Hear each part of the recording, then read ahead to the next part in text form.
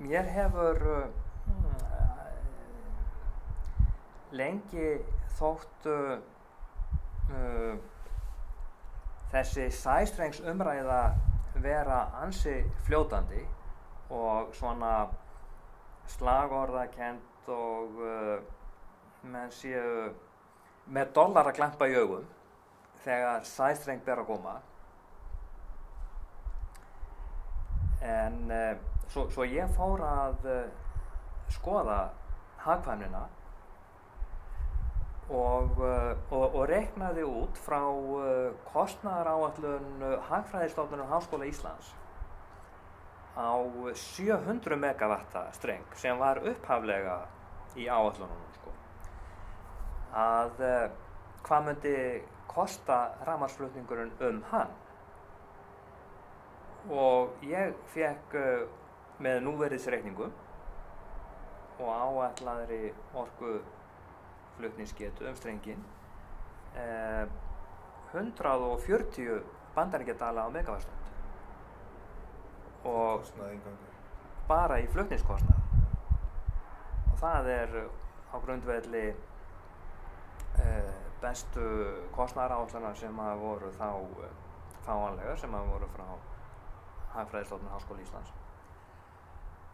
Og síðan og þetta svona svipað eins og fengist fyrir orkuna í Bretlandi.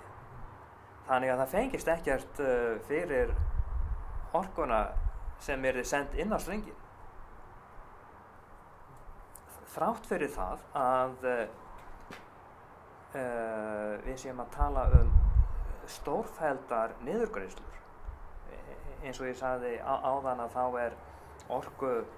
markaðsverði raforku á Bretlandseyjum núna 70 bandaríkjadalir á megavattstund. Þannig að það helmingi lægra. Það þurfa að koma til niðurgreiðslur jafnmiklar til að ná 140. Svoleiðis að mínar niðurstöður hafa alltaf leitt í ljós að það engin arðsemi í þessum sæstreng. Og mér hefur runnið til rifja að það sé verið að eyða fé í því sem að virðast svona gagslitlar athuganir á eiginlega dauðadæmdu verkefni. Af því þetta nú fyrirtæki okkar allra, ríkisfyrirtæki Landsvirkjun, sem að stendur á bakvið. En síðan ég eindregið þeirra skoðunar að það sé þjóðhagslega óverjandi og einhvert grófasta form á